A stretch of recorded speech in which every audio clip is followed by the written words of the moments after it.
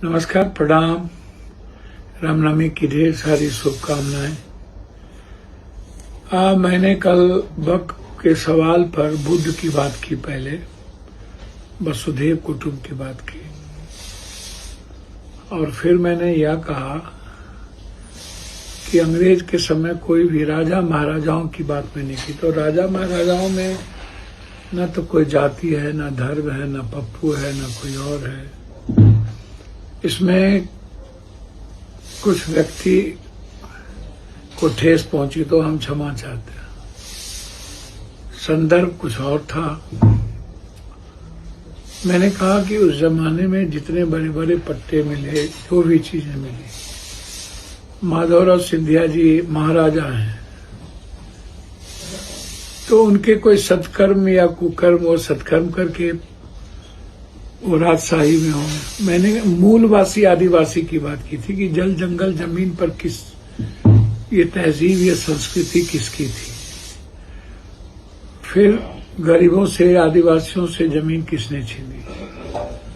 ऐसी सनातन संस्कृति पर कौन सी विचारधारा बड़ी हो गई कि बौद्ध धर्म के विचार इस दुनिया में आए। तो अलग संदर्भ था। मैंने यह भी कहा कि महिलाओं के आरक्षण पर मैंने कहा कि आप दलित, एसटी, एससी, बीसी को आरक्षण नहीं देना चाहते थे, इसलिए महिलाओं का सम्मान नहीं कर पा रहे।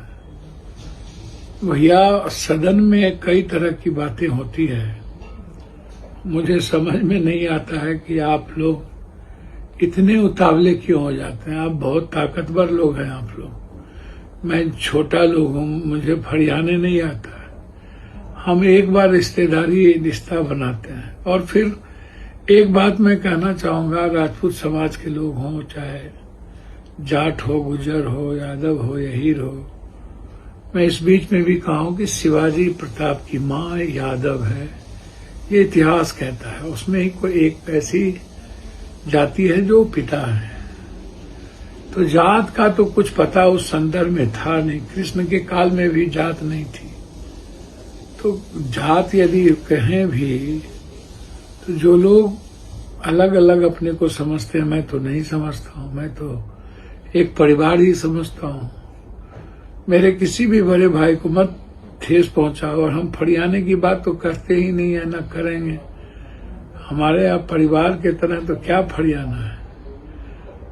अर्जुन की शादी सुभद्रा से और कृष्ण की बहन से भी, और कृष्ण की शादी अर्जुन की बहन से भी। तो वंशज और खानदान तो शुरू से है। आप उठा के देखिएगा तो हम लोग एक हैं। जाट है, गुजर है, कई सारे समाज, सब लोग एक हैं। कोई कभी मियाँ का वंशज बना देता है, कोई कभी चमार का औलाद बना देता है। देखिए, कोई दिक्कत नहीं। कोई कहता है और भी कुछ चाटे थे, मुझे उसमें नहीं आपत्ति है। मुजफ्फरपुर के एक साथी ने लिखा, देखिए 9000 बीघा जमीन हमको था, छरदादा कहाँ से उनको मिली, क्या अंग्रेज से वो लोग लड़े थे, पता कर लेने में क्या दिक्कत है। उस वक्त जब मथुरा से हम लोग बांका भर को आए थे, वहां बड़ी लड़ाई हुई थी अंग्रेज से। कई अंग्रेजों का कत्ल करके तब हम लोग कामत पर आए थे। तो क्या चाट, यदि जमींदारी यदि कोई गलत संस्कृति से भी होगी तो बिल्कुल गलत है, चाहे हम हो चाहे कोई हो। मैं भी उसमें आता हूँ। मैंने कहा कि मैं नहीं आता हूँ उसमें। यदि हमारे पुरखों ने, पूर्वजों ने कोई देश को बेच करके या अंग्रेजों की दलाली करके लिया होगा तो निश्चित रूप से वो गलत था, और मैं उसे गलत मानता हूँ।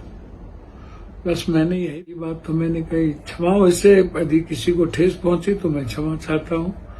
मेरा तात्पर्य जमींदार नहीं, बड़े बड़े ऐसे राजा जिन्होंने हमेशा, आपको भी पता है बड़े भाई, कि किस तरीके से लोगों ने समझौता किया। मैं तो हमेशा, जैसे रंगा संगा का सवाल आया तो मैं बड़ी मजबूती से खड़ा। हम लोग वीर के साथ है, इतिहास पुरुष। तुरंत फरियाने की बात पूर्णिया आ जाने के बाद सब पूर्णिया और फरियाने लगता है कि बहुत बचकना होती है। दूसरी तरफ मेरे खून में, मेरे संस्कार में किसी जाति को, किसी धर्म मजहब को गाली देकर राजनीति करना नहीं है। मैंने कई बार कहा कि मेरे बाप दादाओं ने आनंद मार्गी हैं, मैं लोग शिव को मानने वाले, आनंद मूर्ति जी को, मेरे ऐसे संस्कार नहीं, तो मैं ऐसा भी नहीं कर सकता हूं, ना मैं करूंगा, ना मैं ठेस पहुंचाऊंगा। जमींदार का तात्पर्य किसी जाति से नहीं होता है, न है। और उस जमाने में जो अब देखेंगे जमींदार, तो गोपाल, अहीर, ये सब सबसे बड़े बड़े जमींदार रहे हैं। इतिहास उठा के देखिएगा तो उससे बड़ा जमींदार कोई नहीं, राजा कोई नहीं रहा। तो मैंने एक संदर्भ में कही, मैंने किसी को गाली नहीं दिया। तो इसीलिए 2 मिनट में खत्म कर देना, काट देना, चैलेंज कर देना, ये ठीक नहीं है। आप भी काम करिए, लोगों की सेवा करिए, हम भी कर रहे हैं। सब लोग मिल करके सीमांचल कोसी की बात करें। हर दिन हम अपने घर की सीमांचल की बात उठाते हैं। दूसरी तरफ कुछ लोग जो टुकड़े टुकड़े गैंग के हैं, जिनको कोई एक बिहार से बाहर बहरूपिया जो आजकल आरजेडी नेतृत्व कर रहा है उसको चलाता है, वो जो लिख के देता है, कुछ लोग कुछ भी प्लान कर देते हैं, चाहे कोई नवादा का हो, चाहे किसी पद पर हो। मैं उनसे कह रहा हूं कि आप अपने कर्मों से आगे बढ़िए। जरूरी थोड़ी है कि पप्पू यादव को गाली देने से आपके नेता आपको पहचानेंगे, या पप्पू यादव के खिलाफ ट्वीट करने से आपके नेता पहचानेंगे। आप भी, सभी लोग, हम लोग एक परिवार के हैं, थोड़ा इस सब से बचिए। जो लोग बड़ी बड़ी बात करते हैं उनसे एनआरसी के बारे में पूछिए, सीए के बारे में पूछिए, जब जब कोई बड़ी घटना घटे उसके बारे में पूछिए। हम तो 300 साढ़े 300 सभा एनआरसी में किए थे। जब भी कोई बात होती है, हम समाज में बेबाक हैं और सच्चाई के साथ चलते हैं। इन लोगों की तरफ वोट की राजनीति हमें नहीं आती है, और हम झूठ फराब का सहारा नहीं लेंगे। इफ्तार में गए तो पूर्णिया के इफ्तार का फोटो डाल दिए, तो ये सब काम हमारे और हमारे लोगों का नहीं है।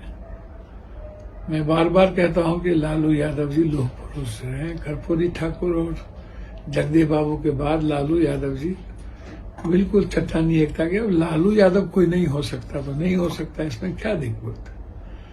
तो इसलिए जो लोग अफवाह फैलाते हैं, मेरा 4 अमेंडमेंट बिल था। हम मीसा जी, सुधाकर जी और कुशवाहा जी एक साथ बैठे थे, एक ही साथ कॉफी चाय पिए, फिर एक ही साथ बैठे थे। 2 बजे रात तक हम और मीसा जी साथ बैठे थे। हम लोगों ने साथ वोटिंग दी, बड़ा हंसी मजाक चला। हम लोग एक परिवार के माहौल में वहां जीते हैं। और आप लोग 2 मिनट में नव सीखिए लोग सब, जिसको कुछ भी नहीं है वो गाली गलौज शुरू कर देना, कुछ भी लिख देना, हथियार 100 रुपया। अरे हम 100 रुपया दें या 100 लाख दें, मैं तो ये किसी को नहीं कह रहा हूँ कि बांटना तो 90 ने 80 के लगभग से दशक से हम लोगों की सेवा, उसकी मदद कर रहा हूँ। उसमें बांटने का क्या है। और 100-10 हजार रुपया का कोई मूल्य नहीं होता है। या तो कभी जरूरत पर 100 रुपया की भी वैल्यू होती है, कभी कभी 10 लाख 10 करोड़ की भी कोई वैल्यू नहीं होती। मैं तो 25,000 20,000 से नीचे मदद। राजेश रंजन जी, संशोधन संख्या 133। I am moving the bill sir. प्रश्न है कि राजेश रंजन जी द्वारा प्रस्तुत संशोधन संख्या 133 को स्वीकृत किया जाए। जो सदस्य इसके पक्ष में हाँ के, जो सदस्य विरोध में ना के। मेरे विचार में निर्णय ना वालों के पक्ष में, ना वालों के पक्ष में संशोधन स्वीकृत हुआ।